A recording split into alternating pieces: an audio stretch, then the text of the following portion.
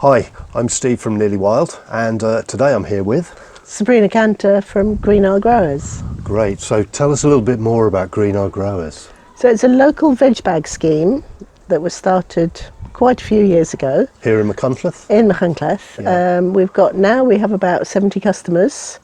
Right. And they have a veg bag every week. And some customers also have local bread from the local bakery, local flowers, and Dovey Dairy, local organic milk, cheese, yoghurt and fudge. Wow, sounds quite a scheme. 70 is a lot of boxes. It is a lot. How long is it taking you to build up to that? Well, over the years it's fluctuated. We used to run just seasonally in the summer, but the last couple of years we've been running all year round. Wow. And customers love it. Customers are joining all the time.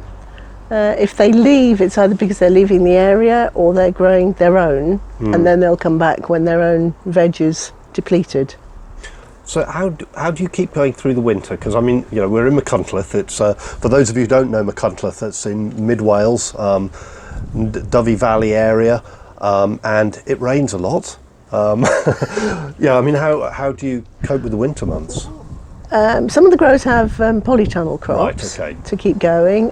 We could do with more field scale veg, because we have had to buy in organic, as local as possible veg, potatoes, carrots, onions. But now currently there's a big drive for growing. Right. And we're encouraging them, we're suggesting what they could grow that is needed. And so there will be more field scale crops. Everybody's growing potatoes. Really? So there'll be a lot of potatoes. Interesting. Well, let's hope we don't have blight. Quite. Yes. But it'll be spread out, so hopefully it'll be managed. Well, my crop got blight last year, which was a bit of a nuisance. You lose a lot of plants, then. Yes. Yeah. And then you can't grow them again. Exactly. Yes. Yep. Bit of a problem. So, if I'm holidaying in the area, because we're also in an important holiday destination. Absolutely, yeah. Can I come and buy veg if I want to, if I'm passing through? How does that? There's a stall on the market called Fresh and Local. Right. And the market day is Wednesday. And Fresh and Local has been running virtually all through lockdown. There've been maybe 2 stalls on the market, and that was one of them. So on the market stall there is all the local produce.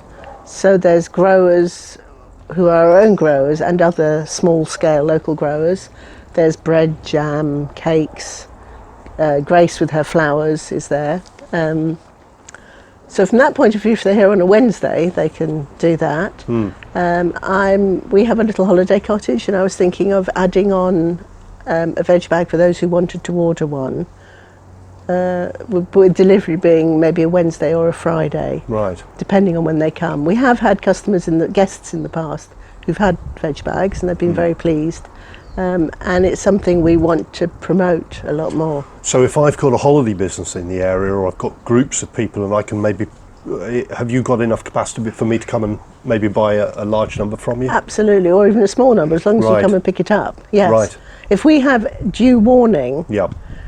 So if you ask your guests well in advance if they would like a bag, and we know by Sunday morning, then there will be a bag for them on the Wednesday. Wow, that's efficient. Right, okay, so that's interesting to know.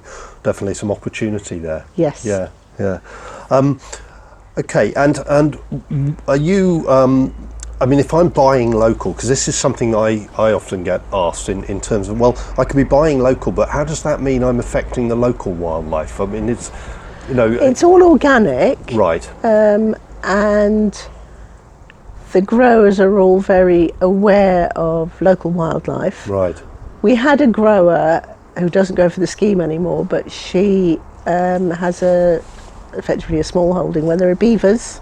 Oh, wow. So all the income from the veg helps supplement other activities. Right. So this is something you and I were talking about earlier on, is I think a lot of us who live in rural areas actually do quite a few different things. Yes. And this idea that we're all sort of out there and just trying to make money off the land, and it's all a bit nonsense in a way, because, and it sounds like, you know, you're finding that with a lot of your suppliers. These people are genuinely passionate about the natural world that they're in. Absolutely, yes, yeah. And they're growing to protect it for the future. Right. That's right.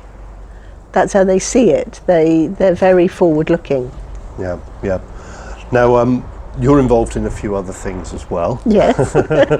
Are there any things that you think at the moment, particularly with this strange situation we're in as we're coming out of lockdown and the COVID sort of situation, do you see any real opportunities for the sort of wildlife friendly product business markets to expand or develop, or do you think it's in a crisis point, or is it doing really well already? Do you have any particular thoughts around that? Well, I think that visitors, tourists, are becoming more aware of local opportunities and buying local.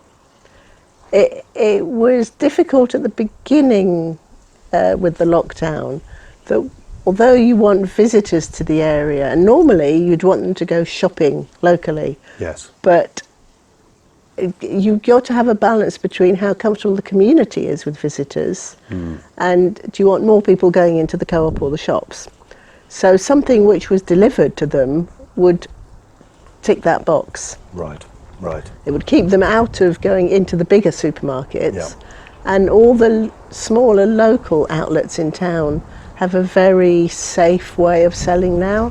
The whole food shop, you don't go in, they have a marquee and you queue outside and you order what you want, or you phone an order in. And the same with all the little takeaway outlets. Interesting, yeah. So that's really helpful. Thanks very much for that. For anybody who is interested, and obviously you've probably gathered there's a real relationship here between being in a place, buying from that place, and understanding that place. So you're buying from the people who are trying to keep the wildlife, keep the natural world in a good condition, and often improve on it. The more you're able to buy those kind of local produces from projects like this, from initiatives which are using, if you like, the market to help pay for better environment, the better it is. And we'd really appreciate you being able to provide that support. So if you want more information, as you know, there's more at the bottom of this video. I'll give you the links to the websites and the connections, and look forward to seeing you in the Machynlleth area, no doubt. Thank you very much for your time. That's a pleasure.